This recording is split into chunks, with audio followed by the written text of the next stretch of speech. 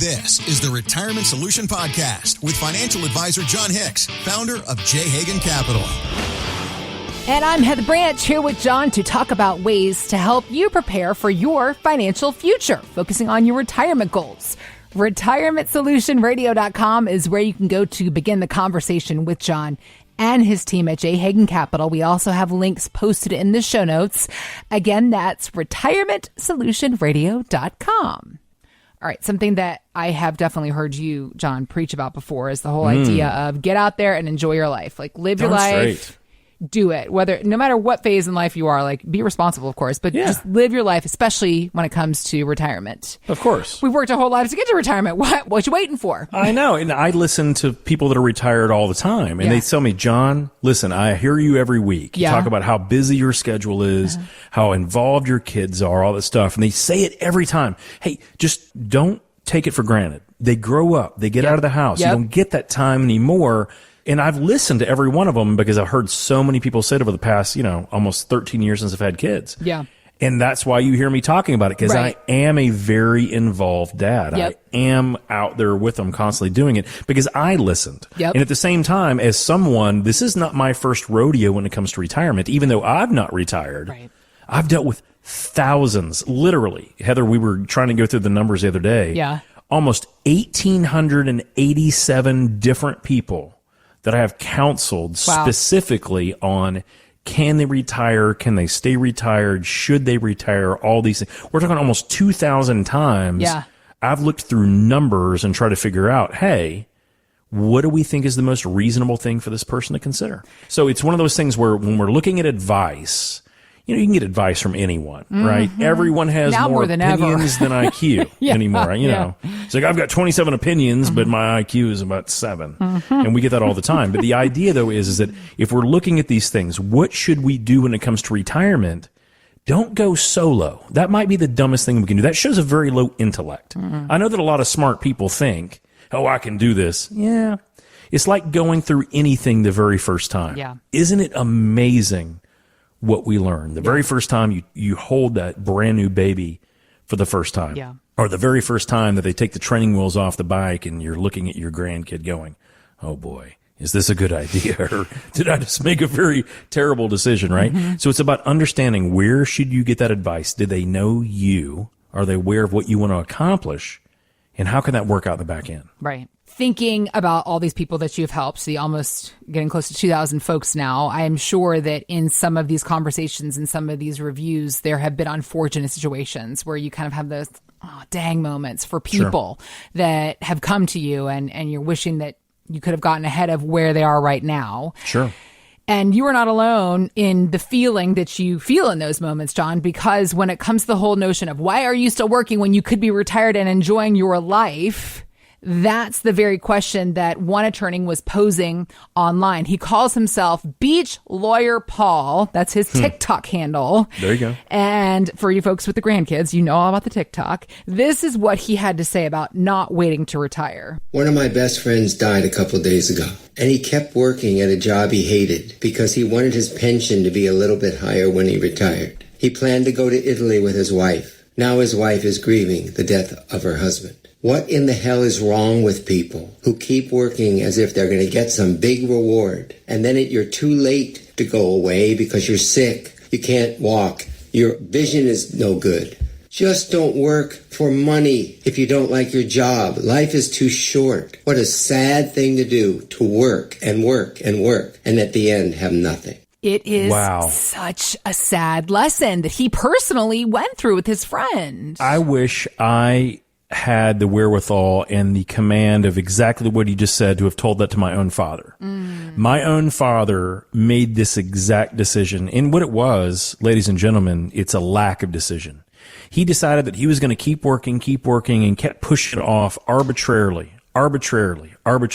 Well, now it's going to be 66. Now it's going to be 68. Now it's going to be 70.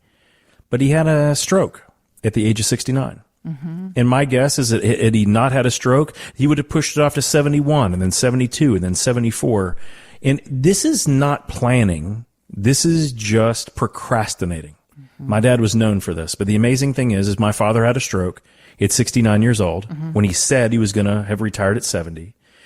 my mother didn't get to live through any dream that they had ever dreamt together because they never got to that point. Mm-hmm. This isn't a sad story. It's a story to learn from. This is my father's story. My mother may have a different version of the story, but this is what I recall. Mm-hmm. My father was a proud man. He was a small town attorney who sat on the bench in the western part of the state. People looked at him as a judge and a figure of authority, and he was very proud of that. And he didn't know how to turn that down. Yeah. And he looked at things very differently, but he looked at things without thinking about the other people around him. I never got to take, as an adult, a vacation with my father in any capacity. Mm-hmm. Neither did my brother. Mm-hmm. We never had the opportunity to experience anything else because work came first. Yeah. I think what we just heard from beach lawyer Paul is that he's experiencing that grieving situation from someone that should have known better. So my dad didn't hate his job. Right. But I talk to people every single day who act like them working for one more week or one more year or one more month is going to make so much difference that their life is going to change exponentially. Right. And here's the amazing thing, and this is something I ask a lot of people in my office all the time. If I feel that we're getting to that point, I ask them, if you won the lottery tomorrow, now not the $1 billion lottery, but let's say you won $300,000, mm-hmm. $300,000. Would you do very many things different? Would you buy a new car? Would you get a Rolls Royce? Would you put a wing on the house? Would you go to $1 million and $2 million, $3 million home? Mm-hmm. And the amazing thing is $300,000 to the majority of us, they're like, well, no, I wouldn't do any of that. And I asked, would you retire? And like, well, 300,000, maybe not tomorrow. The point is, if $300,000 does not move the needle, what on earth are we working one more year for? Right? Right. If we're not going to get that much or more out of it. Well, that's the whole point. The biggest thing that I see when people are trying to figure out what they want to do is, what are they going to do with the rest of their time? It's not that they're retiring from something. They don't know what they're retiring to. Yeah. But see, I think, Heather, this is the issue that I had with my father. My father never could look past what was immediately in hand. He couldn't look past what he knew.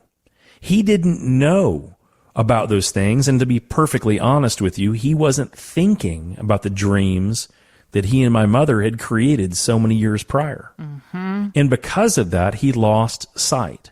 And no different than any one of us, he lost sight, and that enabled not only him, but everyone around him to have those same experiences. So as we're thinking, what can we do to get to the right place? I want everyone to retire when they would like to. Okay. But I really want to define with everyone, when would you like to? Yeah. And I want you to be very fair and very honest with your spouse about when that is. My guess is that if my father had looked at my mother in the eyes and told her, Debbie, I don't think I'll ever want to retire, I wonder her response may have been, because I don't think that she would have liked that. Mm-hmm. But by having that conversation, they would have been able to have a conversation about that. Right. To then decide what can happen next, right? Right. I think a lot of men are afraid that they will lose their status, lose their friends, lose their whatever. And I think that unfortunately just comes because many of us, we just do what we've done. Yeah. And we do it until we can't, or until we're impaired, or until we get sacked, right? Yeah. And the problem with that is that it means that we're really not looking forward to the things that might be around the corner that are so much better than what we've been doing. I think it's very unfortunate if anyone does not have a retirement plan that involves them not working. I think it's very unfortunate if they don't have a retirement plan that truly doesn't involve a spousal relationship and what you can do and see the things with your grandkids that maybe you missed with your own children. Yeah. I know that for a fact. Yeah. I know for a fact that I have missed things with my own kids, and my kids are young. Mm-hmm. But I've missed things that I promise you the next time around I'm not going to miss. And I know this because I watched my dad my entire childhood miss things with me that he didn't get to actually see with his grandkids. Yeah. So ladies and gentlemen, as I hear this story, not only does it give me a little bit of angst and a little bit of frustration, it gives me resolve to know that there is a way through this, but usually it's not trying to figure it out on our own. Usually we need someone as a sounding board to go back and forth. And I have said laughingly on this show for many years, but today I'm saying it more seriously. I am what many people would consider a well-paid marriage counselor. And I'm saying that for a reason. And today is a little bit more poignant than most. Yeah. I want everyone out there that is willing and able to consider what they want to do in their life. I want them to have a better retirement than my parents did. Because my parents had a horrible retirement because they didn't plan for it correctly. So if there's any one thing that I can impart today to anyone, don't wait until it's too late to make a difference in the lives of not just yourself, but those around you that love you the most. If you focus on that today, make sure you understand sometimes it requires some outside looking. But if you do that, I bet you're going to have a much better retirement than you thought. Thanks for listening to the Retirement Solution Podcast with John Hicks. Begin the conversation about your savings plan with John and the team at J. Hagan Capital by visiting retirementsolutionradio.com.